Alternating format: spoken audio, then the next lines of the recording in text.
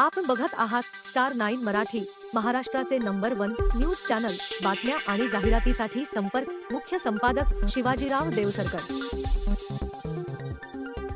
नमस्कार, मी शिवाजी देवसरकर। आपण बघत आहात स्टार 9 मराठी। मनोजदादा जरांगे पाटील यांनी मराठा आरक्षणाचा लढा उभा केला आणि त्या लढ्यामध्ये महाराष्ट्रातील नव्हे तर इतर राज्यातील सुद्धा मराठा बांधव सक्रिय झाले होते। अशाच अनुषंगाने त्यांनी आता उमेदवारी इच्छुक उमेदवाराची बैठकसुद्धा बोलावली होती आणि अर्जसुद्धा मागवली होती।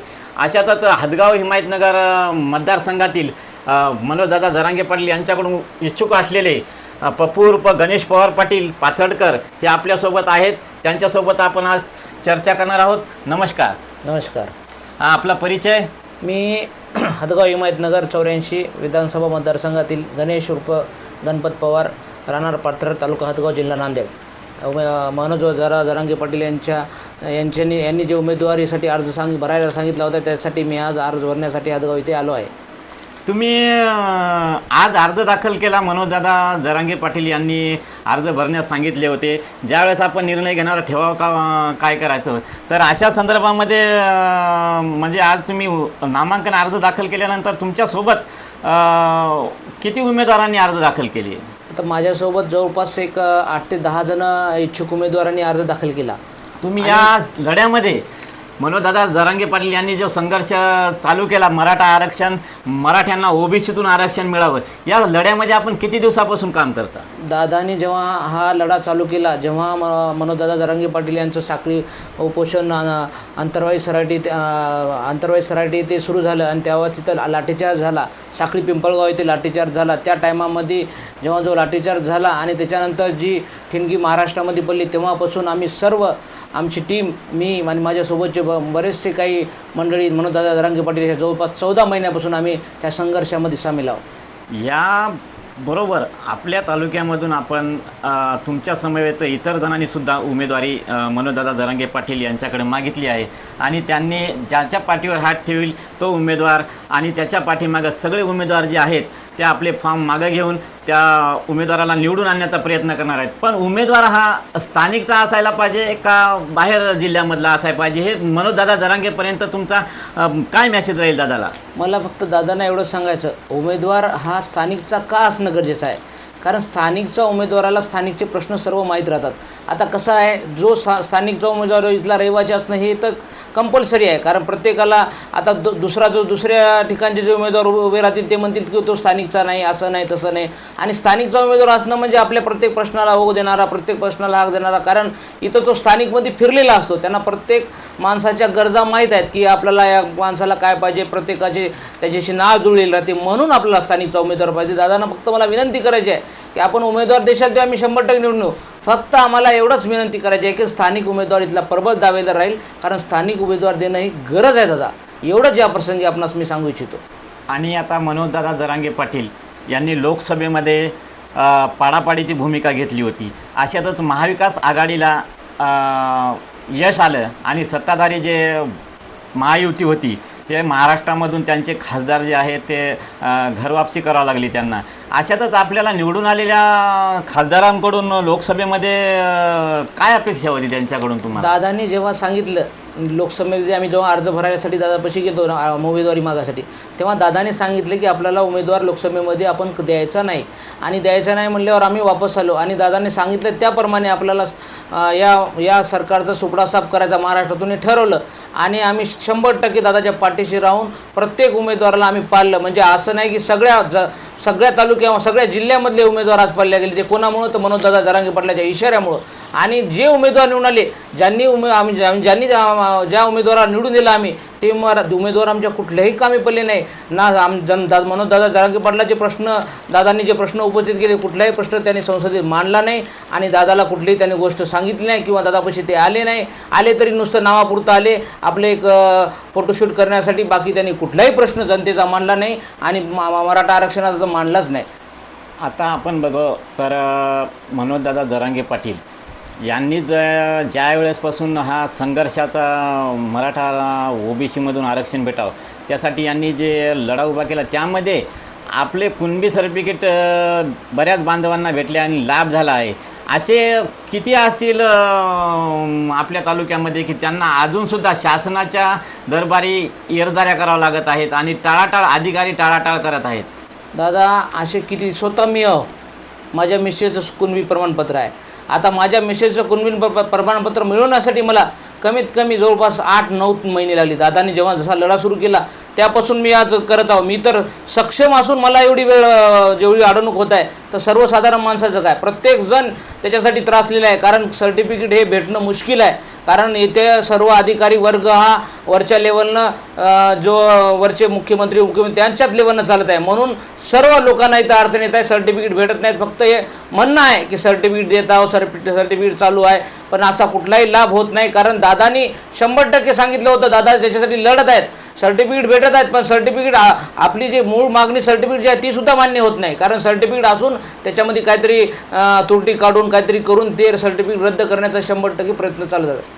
आपल्या हदगाव तालुक्यामध्ये सुद्धा आपल्या भागामधील बऱ्याचशा बांधवांनी, मला वाटते कामारी येथील बांधवांनी एका सुदर्शन भाऊनी आत्महत्या केली. त्या संदर्भात दादांनी इथं भेट दिली का? जेव्हा दादा सुरुवातीचं आंदोलन सुरू झालं, दादानी जेव्हा सुरुवातीची जी हदगाव तालुक्यामध्ये आले, दादा स्टार्टिंगला जेव्हा पहिली वेळ हदगाव तालुक्यात येण्याची, तेव्हा आम्ही सर्व टीम जवळपास आम्ही 5-25 जणच मुलं होतो दादासोबत. आणि आम्ही सांगितलं दादांना की आपण दादाने आम्हाला तिकून निरोपाला येणार आहोत. आम्ही तालुक्यातली सर्व पहिल्यांदा स्टार्टिंगला दादांनी निवगा येथे आम्ही थांबलो. निवगा येथून दादाला आम्ही घेऊन गेलो आणि निवगा झाल्यानंतर दादानी आपल्या उकळाई आश्रमाच्या सुमन गार्डनमध्ये एक सभा घेतली. तिथून आम्ही कामारी येथे सुदर्शन देवराय जो समाजासाठी आपल्या देहाची आहुती दिली त्यानं, त्या दादांनी त्याची भेट घेऊन त्यांच्या पूर्ण कुटुंबाचं सांत्वन केलं. आणि त्याच्यानंतर दादा तामसा येथील वडगावला सुद्धा आले. तिथं त्याच्यानंतर वडगावला त्यांचं येणं झालं नाही, पण त्यांनी फोनद्वारे त्यांना SMS द्वारे सांगितलं की बाबा शुभम पवार या नावाला त्यांनी पण आत्मादहन देशात आत्माची आहुती दिली ती, त्याच्यामुळे त्यांना पण दादांनी सांगितलं.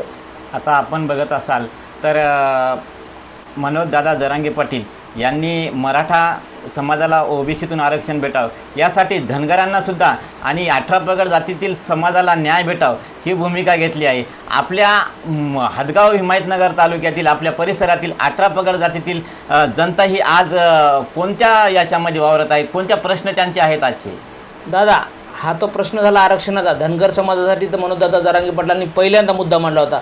जेव्हा धनगर समाजाचा आरक्षणाचा विषय होता तेव्हा स्वतःहून धनगर समाजाची भेट घेऊन त्यांना ST मधून आरक्षण मिळवून देण्यासाठी दादाचा पूर्ण प्रयत्न होता. आणि हे तर आरक्षणाचा विषय आहे, पण प्रत्येक समाजाला आज इतकी आवश्यक आहे शेतीवर. आज काय मराठा वर्ग शेतीमध्ये नाही, प्रत्येक समाजाचा वर्ग हा शेतीमध्ये आहे, कोण्या व्यवसायामध्ये आहे, कुठल्याही क्षेत्रामध्ये आहे. पण प्रत्येकाला एवढी ह्या सरकारमध्ये समाधानी कोणी नाही. कारण या सरकारवर एकदम अशी सरकारची भावना या लोकांची बिलकुल सरकारवर नाही. असा काही विषय नाही की आरक्षणाचा मुद्दा, भरपूर मुद्दे आहेत. महागाईचा विषय आहे, तुमचा नोकरीचा विषय आहे, नोकरीवाल्याला नोकऱ्या भेटत नाहीत, किंवा शेतकऱ्याच्या मालाला भाव नाही, हा भरपूर विषय आहेत. आता याच्यातून मार्ग काढण्यासाठी फक्त परिवर्तन पाहिजे लोकांना, की लोक म्हणत आहेत की बाबा या सरकारला लोक कंटाळून गेले आहेत. आता याने विषय आरक्षण हे जातीपाती राजकारण चालू आहे, पण 100% लोकांच्या मनात परिवर्तन आहे. लोक अटळ आहेत परिवर्तन करण्यासाठी, आणि त्याच्यासाठी मनोजदादा जरांगे पाटील हे सक्षम नेतृत्व आहे. हे लोकांनी मान्य केलं, तेच या गोष्टीसाठी लक्ष देऊ शकतील. 18 पगड जातीला घेऊन जाऊ दे. जसं छत्रपती शिवाजी महाराजांनी घेऊन गेले, तसं मनोजदादा जरांगे पाटील हे 100% 18 पगड जातीला घेऊन हे सरकार चालवतील. आता आपण बघितलं तर मनोजदादा जरांगे पाटील यांच्या आंदोलन मोडीस काढण्यासाठी जरांगे पाटील यांच्या वडीगोद्री सराटीच्या बाजूला वडीगोद्री येथे नवनाथ वाघमारे आणि लक्ष्मण हाके यांचं आंदोलन झालं, उपोषण झालं. हे किती तुम्हाला काय वाटते याबद्दल? सर मला हे बघा, कुणी समाजाला आंदोलन करणे सर्वांना अधिकार आहे. ह्याच्यात संविधानामध्ये सर्वांना अधिकार आहे. आंदोलन करणं ही काही कोणती गोष्ट नाही. पण ज्या टायमाला जेव्हा आम्ही सुरुवात केली ती, दादांनी तिकडं आंदोलन करायला सुरुवात केली आणि आम्ही इकडे साखळी उपोषण केले, तेव्हा सगळ्या समाजाने आम्हाला पाठिंबा दिला. प्रत्येक समाजाला त्यांनी पाठिंबा दिला. मराठ्याला आरक्षण पाहिजे म्हणलं, ह्या सगळ्या गोष्टी घडल्या. जेव्हा लोकसभेचा निकाल लागला तेव्हा लोकसभेमध्ये असं घडलं की यांना घडू नाही ते घडलं आणि यांचं चित्र पलटलं. यांना वाटलं आता विधानसभा आपल्या हातची जाणार, म्हणून यांनी एक षडयंत्र रचून लक्ष्मण वाघमारे आणि तुमचे हक्के या दोघांना त्यांनी आंदोलनासाठी उभं केलं. हे 100% चुकीचं उभं केलं. हे लोकांना सुद्धा माहीत आहे. आज 25% नाही 5% लोकसुद्धा त्यांच्या पाठीमागं नाहीत. ते त्या लोकांना सुद्धा कळाले की हे षडयंत्र आहे. या षडयंत्राच्या बाजूनं कोणी नाही. आज मराठा समाज हा सर्व जातीला घेऊन चालतोय, लोकांना माहीत आहे, प्रत्येकाला माहीत आहे. म्हणून समाज हा मराठा समाजासोबतच आहे.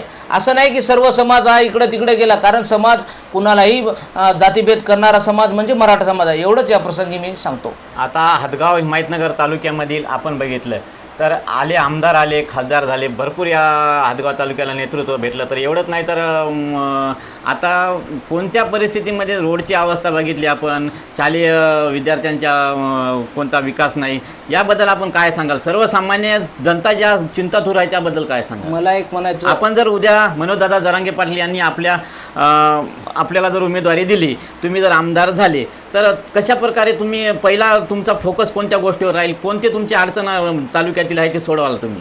मला प्रथमतः मनोजदादा जरांगे पाटलाचे मनापासून आभार मानायचे आहेत. कारण त्यांनी जे आंदोलन जर केलं नसतं, हा जर लढा उभा केला नसता, तर या सरकारची आज हुकुमशाहीकडे वाटचाल होती. दादा जर नसली तर 100% सरकार आज हुकुमशाहीचा निर्णय झाला असता.